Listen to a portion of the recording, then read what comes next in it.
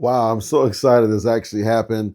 You know, I did not think this was a possibility. I honestly did not think I would hit 100,000 subscribers, and I had a lot of help to get here. This was not of my own doing. I would say that if I could just sit here and count all the names of the people, I would say the list would probably be at least around 10 or so people that had their hand in helping me to get here.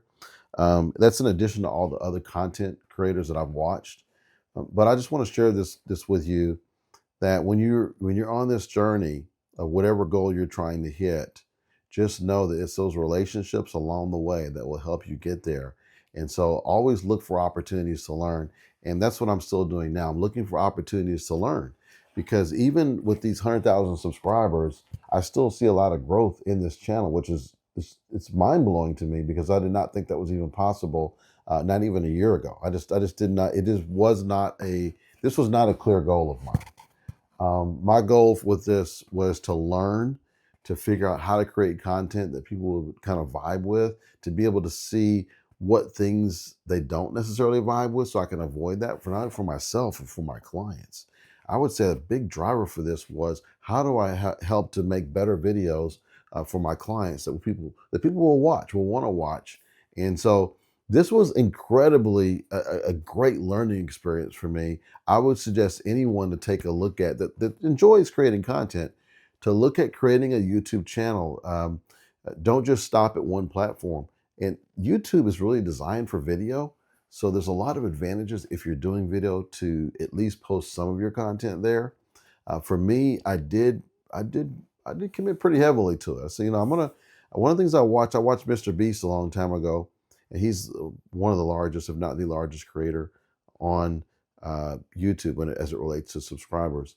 And he gets hundreds of millions of views on his videos. And he says, look, don't even look at growth until you make 100 videos. I was like, wow, that's a lot of videos. But when you think about it, that's really where you start to learn how to make better videos. And I kind of cheated a little bit on that a little bit because a lot of the content that I posted, they were shorts that were from long form content. So it's not like I created 100 separate different videos. But still, even from that, I learned a lot. I learned a lot about what my audience is vibing with, what they don't vibe with. I learned, I like to talk about a lot of different things in my videos. And I learned that as it relates to the new YouTube, not the old YouTube, where they used to have vlogging and you could talk about all kind of extra subjects and all that. In today's YouTube, most successful creators are ones that focus on a particular genre or subject and they stick with it and they lean into it. When you do find that they want to talk about varied things, instead of trying to cover it on their own channel, they create another channel. And a lot of people don't know about this, but YouTube now allows you to create up to 100, yes, 100 different channels.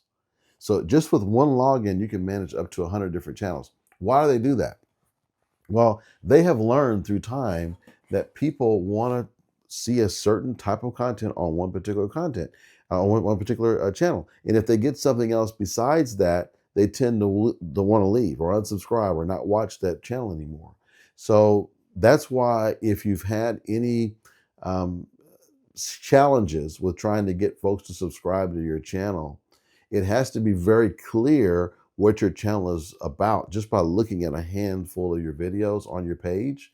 If they can't clearly ascertain that, they're less likely to subscribe because if you're all over the place with all kind of different subjects, it can be very confusing to your audience. It also can be confusing to the algorithm because now the algorithm doesn't really know who to send your videos to. So it takes you longer to grow. So I'm so happy that the path that I chose was to learn that process faster with a relatively smaller amount of videos. I'm able to learn if a video is successful or not within about 1 to 2 days. I know if it's going to be successful because if I'm putting ad spend behind a particular video, it's going to help find that audience that much faster. And if that audience that I'm searching for is not vibing with whatever I'm putting out there, that lets me know that it's probably not going to be successful. So if you don't know who your audience is, I would also suggest to consider paid ads if you want to get there a little bit faster, because it'll allow you to identify who you think your audience is, and you can direct it more towards that audience. Or the other route, if you're just really not sure who's going to be able to vibe with your content, then you don't put any kind of guardrails on it. You just put it out there and you sponsor that. And it will help you find that audience faster, because it's going to test and measure a lot faster for you to see who or what is vibing with your content. Another thing I'll say too is, when you look at your channel, you want to go for the goal, I would say at least in the high 80s, if not in the 90s, of like to dislike ratio, because your audience is basically telling you what they like and what they don't like. So I've had some videos that may have as low as 50%. That's probably less often. I do have some that are in that 70% range, and that's really a danger zone for me. I want most of my content to vibe with around 90% of my audience, if not more. So if I find I'm doing that, that lets me know I'm within the right guardrails on that particular piece of content, and I want to do more of that. When I find that there are lower rated in terms of likes versus dislikes, that lets me know I probably need to go a different direction, maybe either tweak that content some more, maybe there's something about it that they didn't like particularly, maybe it was the subject matter, but I've got something I need to fix. So I want to lean into what's working, and then I want to try to avoid or change or revise what's not working. I have learned that through this process, and I'm continuing to learn that. In fact, I just had a video just the other day that did not do well. I think I know the reasons why it didn't do well, so I'm going to actually try and redo a similar version of that video. I think that the content itself is pretty good. It has its merit, but I think I need to work on the production quality, getting to the point a little bit faster, have a little more structure in the video. So you're going to learn those things as you look at your content and see what's working, what's not working. So hopefully that helps you towards your goal, whatever that goal is, whether it's 1,000 subscribers, 5,000, 10,000, 100,000, a million, whatever that is. I can just tell you that don't think that you have to have 100,000 subscribers to make money. In fact, I had Kizzy Parks on my show once. She talked about that. She was doing well before she hit 100,000. You just don't need that.